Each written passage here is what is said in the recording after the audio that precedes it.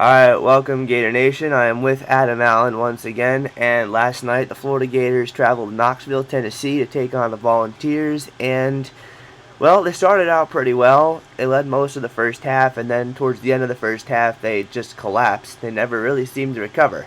Now, Florida was very shorthanded. They were missing two of their key players, I'll say. Not stars, but certainly key components to their team. And, Adam, how much do you think fatigue had to do with, the entire second half performance?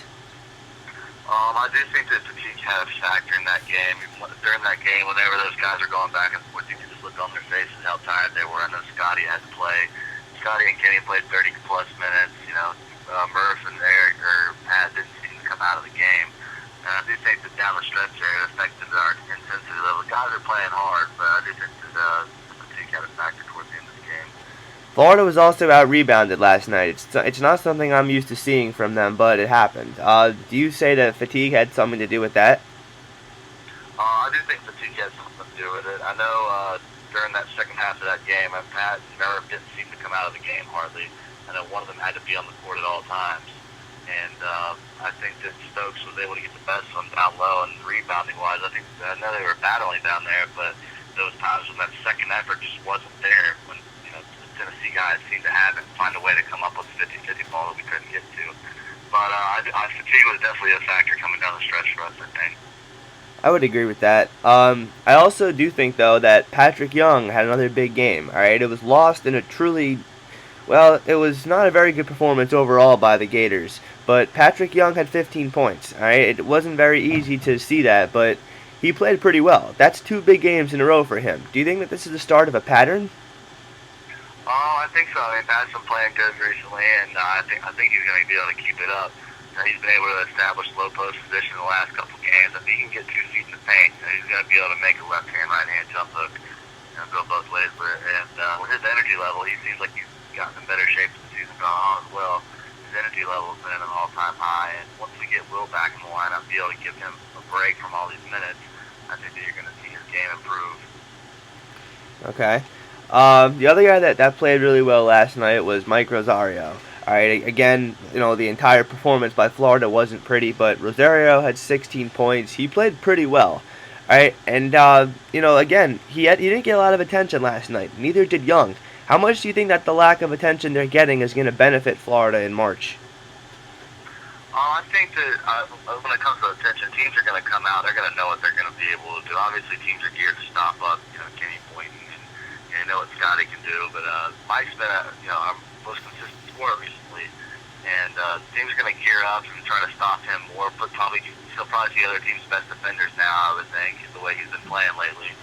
But I do think Mike is a rhythm player too. When shots are falling for him, when he's playing loose out there, our offense runs better and we run more fluidly. He plays in his game, it comes more natural to him. And also, I think Pat, if he keeps playing well, he keeps playing hard and finding low post position and getting his hands on, playing good defense. Both those guys have been really playing well for us lately, so I'm sure we can see that trend continue. For the second straight game, we saw Florida driving a lot more. They did take too many outside shots for my personal liking, but they were driving a lot more. What do you think of that? Definitely. I know it's a point of emphasis right now, and even, Coach wasn't even happy when I was the amount of threes we took. We were having success getting to the paint. And Scotty, especially down the stretch there, you could see he could just get to the basket whenever he wanted to and find an open person. And I know we can't get too reliant on that three ball, especially like last night when Murphy wasn't really hitting. Kenny had a really rough night in the field. So we're going to have to keep doing that. That's the easiest way to get buckets. So. You and I talked about last time how difficult it is to handle the pressure of Tennessee, and how much everyone hate Tennessee. I mean, it's no secret. You hate them. I hate them. Every Gator fan, coach, player on this planet, they all hate Tennessee. There's no secret to that. But, Florida lost to them. It's over. How much do you think that it could be a problem down the road that this loss turns into more losses? I don't think it's going to turn into more losses. I mean, whenever you play at that arena, like Florida's going to get Tennessee's best effort every single time there. Those guys, they find a way to hit shots, and they play like it's the national championship game. That really is their SEC championship for them every year, especially with the energy in that building. And those guys play to a different level. But I think down the stretch, though, I think this loss could actually help us. If the deserted loss didn't help us on the road, this one definitely did. I know this one hurt close to the heart with a lot of these players. And you can expect to see these guys come prepared, come focused the rest of the way down the stretch, and know what we have to do to be successful. So. That's exactly what I was thinking. I mean, I was thinking that, we have a veteran team. We're no longer a bunch of rookies, freshmen and sophomores. Now we have upperclassmen leading the way. How much do you think they're going to inspire the rest of the guys, the youngsters? I hope they do. I mean, it's really up to them. They can either take that loss as a way to look at it, learn up from things and get better at what they've done wrong, or they can take it and feel sorry for themselves. And I don't think they're going to feel sorry for themselves. I know these kids want to win. They want to make Coach Donovan happy, and I think you're going to keep seeing them do that the rest of the year. So, Adam, last night Florida gave up 64 points to Tennessee. All right, that's not terrible. It's not great, but it's not terrible either. That's among the most Florida's given up all year. But, I mean, Jordan McRae was really hot. He was hitting some, really hard shots. What do you think of Florida's defense? Do you blame the defense at all? No, I don't think our defense was all that bad last night. I think what hurt us was our rebounding. We really got killed on the glass.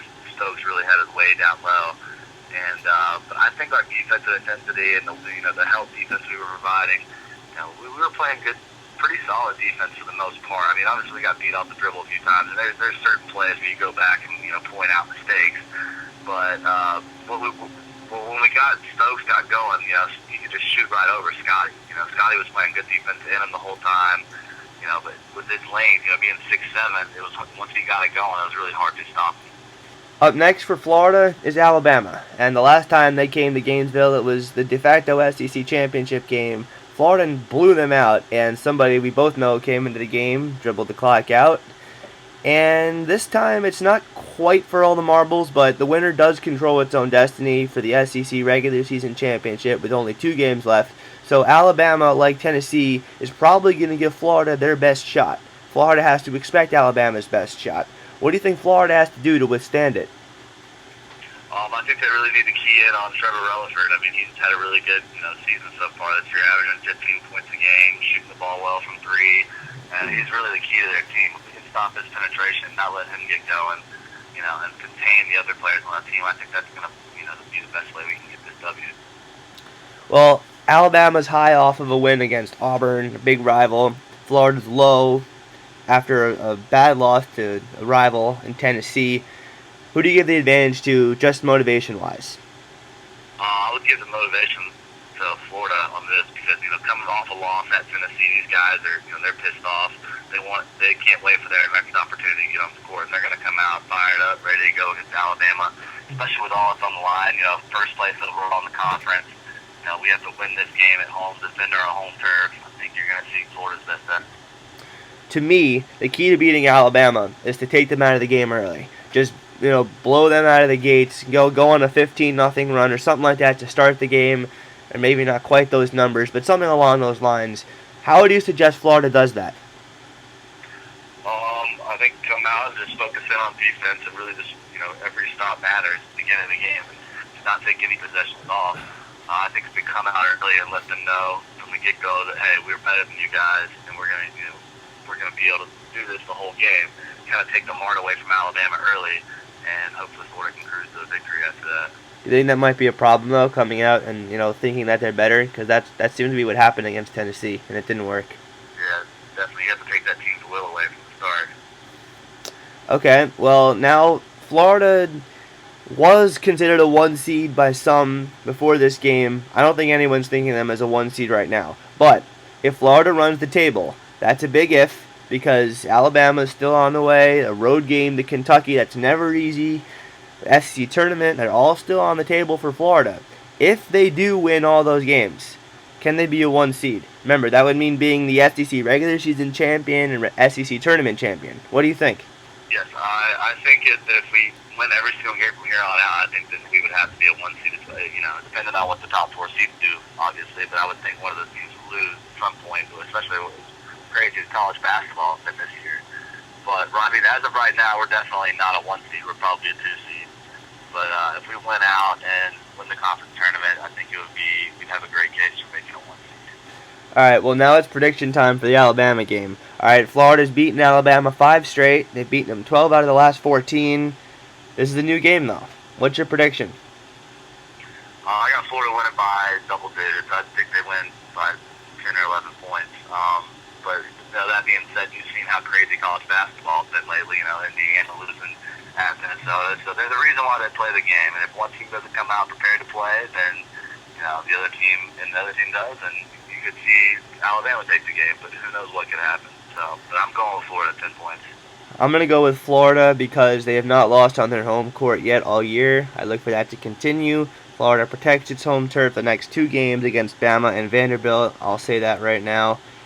I'm not saying Kentucky quite yet. I'll say they win their next 2. They need it badly to keep a good seed in the NCAA tournament. All right, Adam, thank you very much for coming on and talking to me. I really appreciate it. All right, not a problem, Neil. Take it easy. All right, you too.